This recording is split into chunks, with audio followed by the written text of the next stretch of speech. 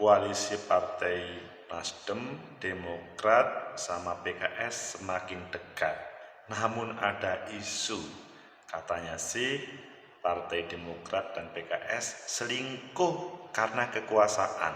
Di sisi lain, koalisi perubahan akan dideklarasikan awal 2023. Yang benar mana sih? Kok kelihatannya simpang siur, ke kanan, ke kiri? Menurut analisis saya,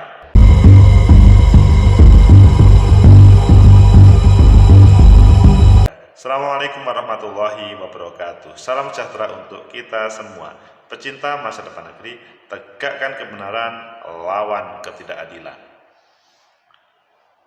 Wacana koalisi perubahan segera dideklarasikan karena sudah mengerucut kepada pilihan Anies Baswedan.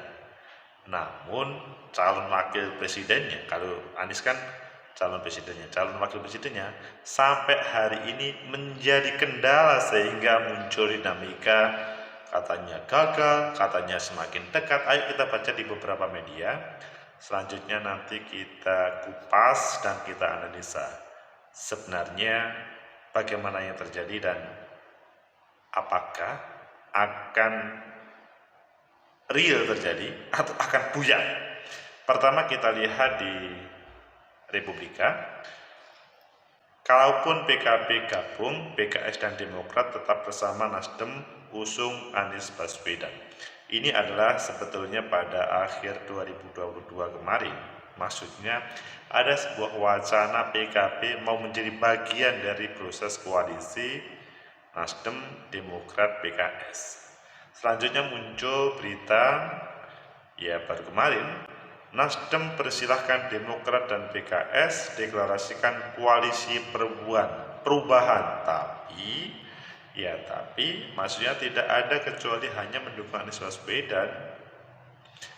Lah, di Kompas yang lainnya, Nasdem tak sepaham dengan Demokrat dan PKS soal koalisi perubahan. Ini kan berita yang mungkin kalian dibuat pusing. Gimana sih yang sebenarnya?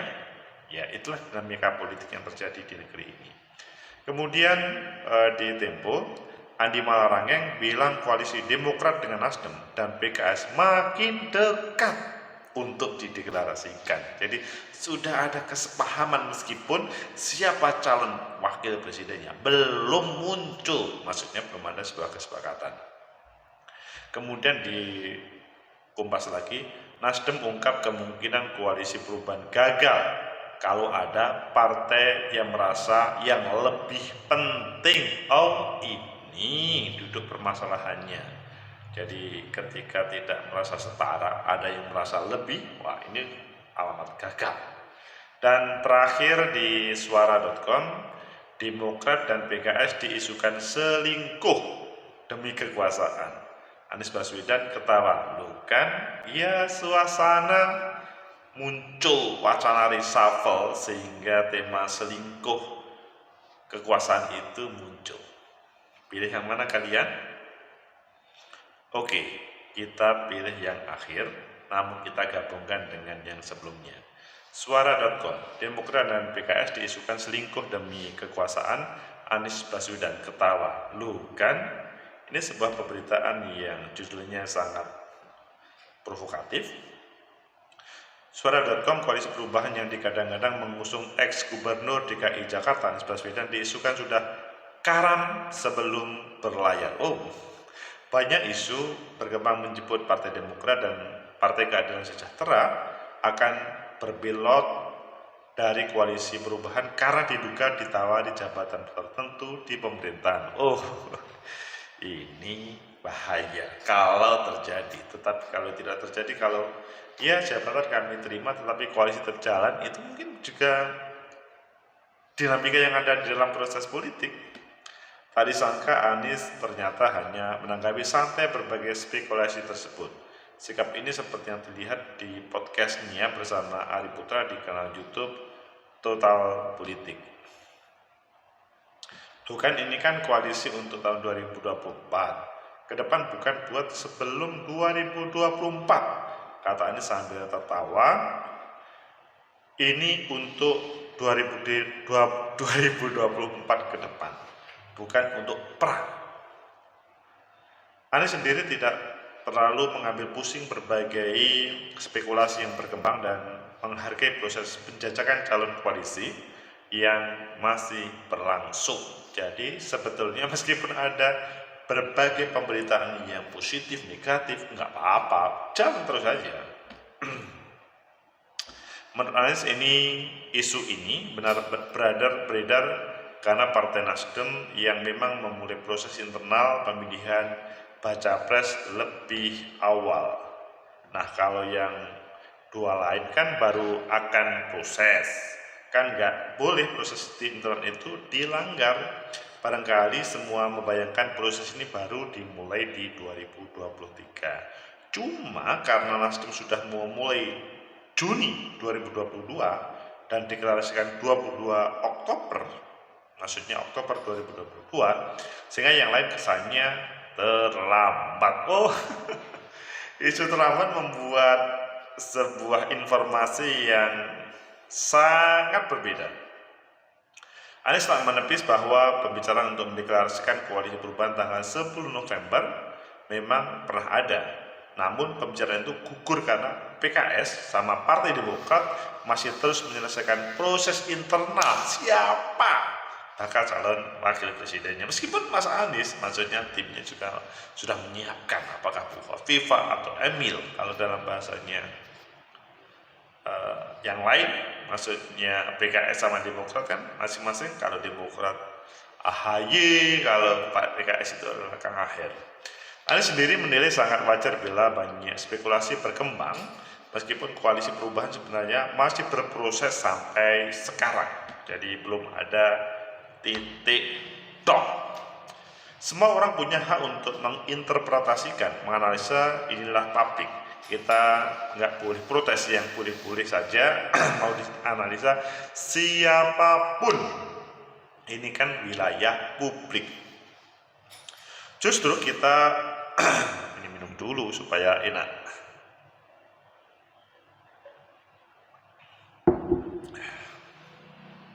Justru kita harus menyadari dari awal bahwa apapun yang dikerjakan pasti punya interpretasi yang banyak. Dalam kesempatan yang sama, Anies juga sempat membahas soal dugaan koalisi perubahan batal deklarasi akibat tidak adanya persetujuan Bohir alias Bandar. Namun mantan Mendiknas ini kembali hanya menjawab secara diplomatis siapa bandarnya. Pecinta Master Pergi, tegakkan kebenaran lawan ketidakadilan. Itulah sebuah berita yang ada di suara.com yang judulnya sangat mengejutkan. Diisukan selingkuh demi kekuasaan. Pecinta Master Pergi, memang pada menjelang 2023 kemarin, tema wacana reshuffle kabinet itu sangat kencang. Partai-partai pengusung pemerintahan usul bagaimana menteri dari Partai Nasdem, bukan karena Nasdemnya, tapi bahasanya itu kalau kalian melihat di konten saya sebelumnya, karena evaluasi dari Komisi 4 yang kurang bagus lah dalam bahasa mereka, sehingga perlu untuk dievaluasi. Tegakkan kebenaran lawan ketidakadilan. Terus bagaimana kalimat yang disampaikan oleh Partai Demokrat tadi yang mengatakan bahwa sangat dekat. Andi Malarangeng bilang koalisi Demokrat dengan Nasdem dan PKS makin dekat. Di mana posisi kalimat tersebut yang menjadi sebuah judul dan di dalamnya sangat menarik. Yang mana Andi Malarangeng itu adalah sekretaris Majelis Tinggi Partai Demokrat, menyatakan Partai Demokrat siap bersaing dengan partai atau PDI Perjuangan pada pemilu 2024. Memang tahun 2023 ini tahun politik. Partai Demokrat sendiri siap menyambut dan memenangkan pemilu 2024 dan selanjutnya. Tegakkan kebenaran, lawan ketidakadilan. Ya, kalau melihat dari situ semuanya, maka menurut analisis saya, pertama, keberadaan koalisi perubahan itu masih dinamis karena mencari sosok figur bakal calon wakil presiden sampai hari ini belum selesai. Ini bisa menjadi kekuatan terhadap bakal calon koalisi itu, atau malah sebaliknya, maksudnya akan menghancurkan. Hancur ketika misalkan masing-masing itu mempunyai agenda sendiri untuk siapa bakal calon presidennya dan bakal calon wakil presidennya. Tegakkan kebenaran, lawan ketidakadilan. Sehingga kalau ngomong koalisi Demokrat PKS semakin dekat, itu adalah sebuah informasi dari elit partai Demokrat, mungkin juga partai PKS. Tegakkan kebenaran, lawan ketidakadilan. Sehingga kalau melihat di pemberitaan lainnya, Nasdem persilahkan Demokrat deklarasikan koalisi perubahan, ini adalah ada sebuah harapan bagaimana segera dideklarasikan tanpa harus menggantung siapa yang akan menjadi capres cawapresnya, apa yang diputuskan oleh Partai Nasdem. Tapi memang mungkin kalian juga, wah gimana sih Partai Nasdem ini belum koalisi terjadi kok kemudian sudah mendeklarasikan. Memang belum, tidak ada aturannya sih terkait dengan hal itu, karena yang tertera di dalam undang-undang ataupun dalam peraturan KPU yang mencalonkan itu adalah partai politik atau gabungan partai politik. Nah, di sini kan kebutuhan 20% kursi yang ada di parlemen, maka dibutuhkan bagaimana koalisi Partai Demokrat, PKS, dan Nasdem. Namun sampai hari ini belum memutuskan yang sebenarnya apakah memang hanya 3 itu atau ditambah PKB ataupun yang lain. Jadi ya kalau melihat seperti itu, maka ya masih berproses. Tegakkan kebenaran, lawan ketidakadilan. Dan kalau kita melihat bagaimana suasana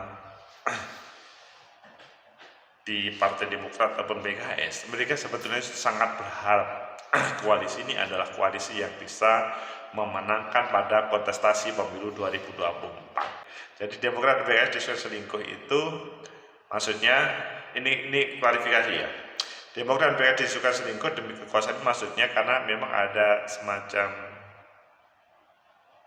tawaran untuk menjadi menteri.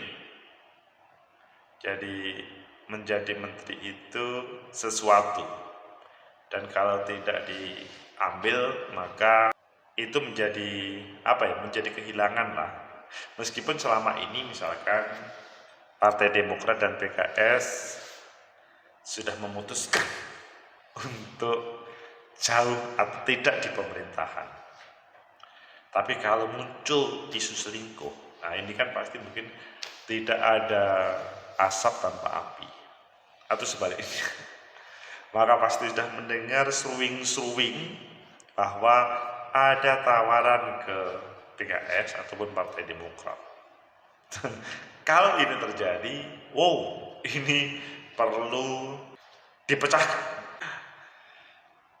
Karena apa? Sekarang sudah relatif mengerucut, meskipun belum ada janur kuning melengkung. Tegakkan kebenaran, lawan ketidakadilan. Selingkuh, maksudnya selingkuh dukungan, karena mungkin seseorang itu atau lembaga itu tertarik terhadap tawaran yang ada.